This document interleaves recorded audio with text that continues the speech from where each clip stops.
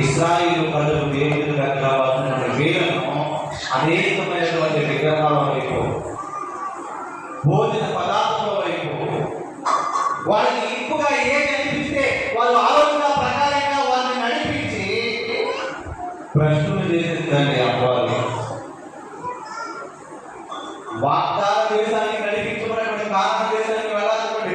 ఇశ్రాయేలు కానాను ప్రయాణం చేసినటువంటి వాళ్ళు ఇప్పుడు ఎక్కడున్నారు అంటే కనుక జకరియా కాలంలో వెళ్ళినప్పుడు ఎక్కడున్నారో తెలుసా? చెరలో ఉన్నారు. దేవుడు ఏ ఉద్దేశంతో నడిపించాడు ఇశ్రాయేలు ప్రజల్ని?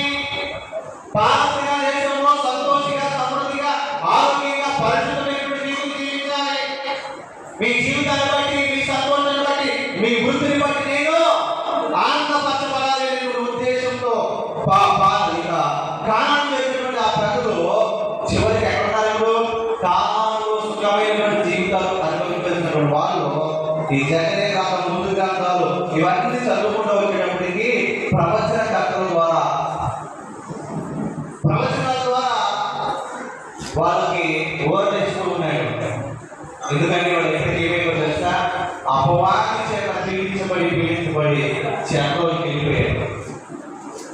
వీళ్ళు ఆదిన పార్సీల రాజుల తెలుగులో మగ్గిపోతూ ఉన్నారు. ఎలా మగ్గిపోతున్నారంటే వీళ్ళు చేసినటువంటి ఆ యొక్క మోసకరమైనటువంటి పనులు వాళ్ళు ఏం చేసిందంటే గాఢాంధకారాన్ని వేసినాయి. అక్కడి నుంచి బయటకు రాలేని పరిస్థితి. ఇప్పుడు ఎవరైనా బాగు చేయాలి అంటే కనుక నేను బాగు చేస్తే బాగోదరా, నువ్వు చేస్తే బాగోదరా? ఎవరు చేయాలి చెప్పండి? దేవుడే చేయాలి. మనుషులు పుట్టించింది ఎవరు? దేవతలు పుట్టించింది ఎవరు? సర్వాన్ని సృష్టించింది ఎవరు? దేవుడే. ఇప్పుడు ఈ హృదయాలు పాడైపోయి మీకు శుద్ధి చేయాలి అంటే కనుక మళ్ళా ఎవరు చూసుకోవాలి? దేవుడే. పెద్ద సభ్యులకి నేను క్లుప్తంగా చెప్పడానికి షార్ట్లో తీసుకెళ్తాను.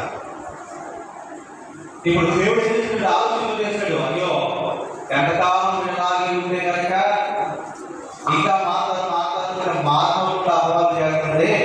అయితే వీళ్ళు మహిళలను వీళ్ళ ప్రశ్నతో ఏం చేయాలనుకున్నారంటే శుద్ధీకరణ చేయాలని ఆశపడుతూ ఉన్నాను. అప్పటికి వీళ్ళు మనశ్శాంతి లేకుండా ఉన్నారు. ప్రభుత్వ చెరలో వాళ్ళు మూలుగుతూ ఉన్నారు. అయితే ఇలా అనేక మంది ప్రవక్తలతో ఇశ్రాయేలు ప్రజలను ఆదరించడానికి దేవుడు ప్రవక్తలు ఎంతో మంది పంపించాడు. ఆ పంపించబడినటువంటి ప్రవక్తలు ఒకడే ఈరోజు మన మధ్యమార్గంలో ధ్యానించబోతున్నటువంటి చెప్పాలి జకరియా గారి గురించి ఇక్కడ తీసుకున్నాము అంటే కనుక మొదటి అధ్యాయము మొదటి వచనంలోకి వస్తే కనుక చెప్తారు. ఎవరు? దర్యావేషు ఏలుబడిలో 2వ సంవత్సరము 8వ నెలలో యెహోవా వాక్కు ప్రవక్తయు ఇద్దోకు పుట్టిన బెరక్యా కుమారుడైన జకర్యాకు ప్రత్యక్షమై సెలవిచ్చినదేమనగా, అక్కడ ఎవరు ప్రత్యక్షమైంది? జకర్యాకు. ఏమైంది? ఎందుకైతే ఈయన ప్రవక్త అయినటువంటి కుమారుడు, ఈయన కూడా ఒక మంచి ప్రవక్త.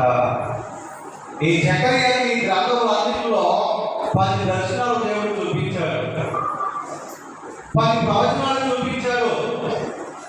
ఈ 10 ప్రవచనాలు దేనికి అంటే కనుక రాబోతున్నటువంటి విడుదల కొరకు మీరు చేతులతో చేసుకున్నటువంటి ఆ పాపాలకు ప్రాయశ్చిత్తంగా దేవుడు ఏం చేయబోతున్నాడంటే మిమ్మల్ని శుద్ధి చేయబోతూ ఉన్నాడు. 10 ప్రవచనాలు కూడా ఒకే రకమైనవి కాదు, వాటి సందర్భం వేరే. ఈరోజు ఈ యొక్క జకరియా గ్రంథము 3వ అధ్యాయంలో కనబడుతున్నటువంటి ఈ ప్రత్యక్షత ఎవరి కోసమయ్యా అంటే ఇశ్రాయేలు ప్రజలను శుద్ధి చేయడానికి ఏర్పడినటువంటి ప్రవచనం ఇది. ఒకసారి 3వ అధ్యాయము ప్రారంభం నుంచి 5 వచనాలు మనం ధ్యానించగలిగితే ఇక్కడ మనకి సందర్భం కనబడుతూ ఉంది. ఒక్కరు చదివి సహాయం చేయండి.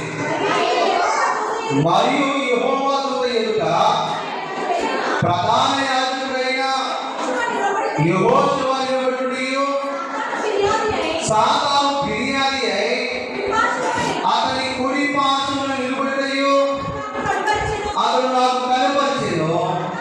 సాతాను యెహోవా నిన్ను గద్దించును, యెరూషలేమును కోరుకుని యెహోవా నిన్ను గద్దించును, ఇతడు అగ్నిలో నుండి తీసిన తొలువలే ఉన్నాడు కదా అని యెహోవా దూత సాతానుతో అనెను. యెహోషువ మలిన వస్త్రములు ధరించిన వాడై దూతల సమూహంలో నిలబడి ఉండగా. 4 వచనములు బాగా ఈ యొక్క మాటలు మనం పరిశీలించి జ్ఞాపకం చేసుకుంటే ఒక ప్రవచనం కనబడుతుంది. ఎవరికైతే జకర్యా గారికి. జకర్యా గారి ప్రవచనంలో కనబడింది ఏంటంటే యెహోవా దూత యొక్క ప్రధాన యాజకుడైనటువంటి యెహోషువ నుంచి ఉన్నాడంట. చెప్పాలి యెహోషువ ఎవరు? అసలు కాదు. ఈ యెహోషువ